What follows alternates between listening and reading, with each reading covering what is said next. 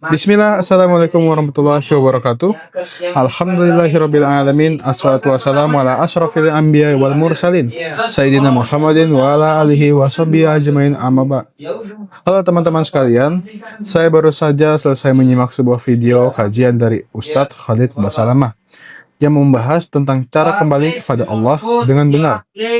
Materinya sangat mendalam dan membuat saya ingin berbagi apa yang saya pelajari serta sedikit refleksi pribadi dari sana. Sebelum masuk ke materi, mungkin teman-teman sudah tahu, sudah tidak asing dengan sosok Dr. Khalid Zid Abdullah Basalamah, LC.MA. Beliau adalah pendakwah dan akademisi asal Makassar, lulusan University Islam Madinah, University Muslim Indonesia Makassar, dan meraih gelar doktor dari Universitas Tun Abdul Razak, Malaysia. Beliau dikenal dengan gaya dakwahnya yang sistematis dan berpegang teguh pada Al-Quran dan Sunnah. Saat ini, selain aktif mengisi kajian rutin baik secara luring maupun daring melalui kanal YouTube-nya, beliau juga sangat sibuk mengelola berbagai lini bisnis di bawah naungan Ghazwah Enterprise, mulai dari kuliner, media, hingga biro perjalanan umroh dan haji. Beliau juga aktif sebagai anggota Dewan Penasehat RLA IIBS. Cara beliau menyampaikan ilmu sangat mudah dipahami, termasuk materi penting yang akan kita bahas kali ini.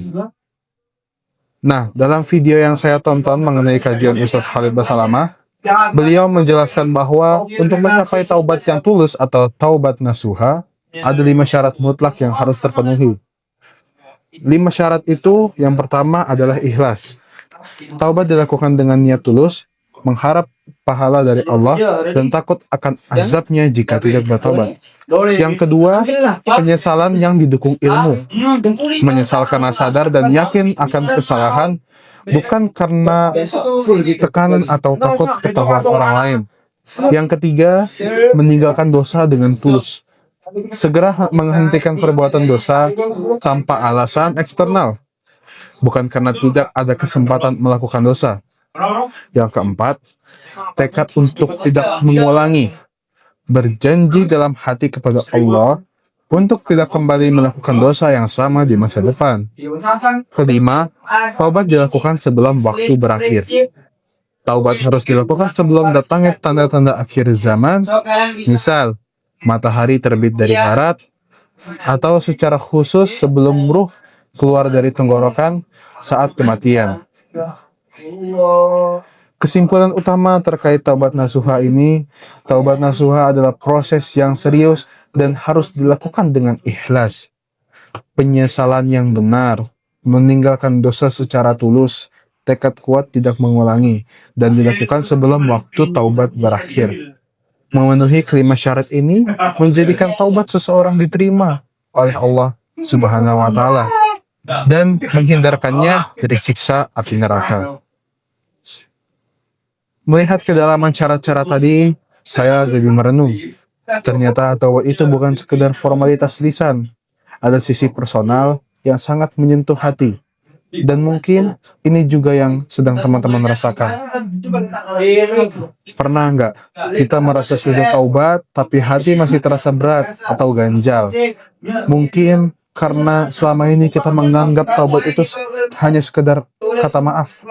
Padahal ini adalah perbaikan total pada jiwa kita. Ada 3 hal yang benar-benar membekas di pikiran. Yang pertama, jujur pada diri sendiri. Taubat bukan tentang pencitraan atau sekedar menjaga martabat di depan manusia. Seringkali kita berhenti berbuat salah karena takut ketahuan atau takut nama baik rusak. Tapi taubat sejati justru diuji saat kita punya peluang besar untuk berbuat salah dan tidak ada orang yang melihat. Namun kita memilih berhenti murni karena rasa cinta dan takut kita hanya kepada Allah. Yang kedua, menyesal dengan isi. Menangis saat taubat itu manusiawi, tapi menangis karena kita paham akan dampak buruknya jauh lebih kuat. Ilmu membuat kita sadar betapa ruginya diri kita di hadapan Sang Pencipta. Penyesalan inilah yang nantinya akan menjadi alarm otomatis yang sangat tajam di dalam hati, yang mencegah kita untuk masuk kembali ke lubang yang sama. Yang ketiga, urgensi waktu dan kesempatan. Kita sering terjebak dalam jebakan kata nanti, padahal pintu taubat itu punya batas waktu yang tidak bisa kita tawar. Kita sedang berpacu dengan waktu yang kita sendiri tidak tahu kapan detiknya akan berhenti.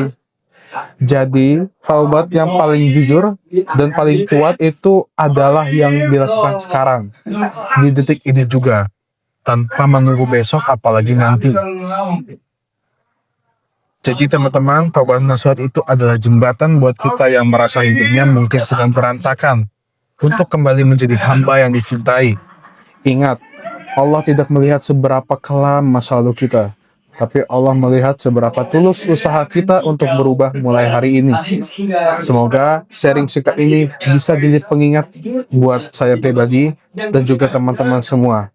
Saya cukupkan sampai sini saja. Terima kasih sudah menonton. Wassalamualaikum warahmatullahi wabarakatuh.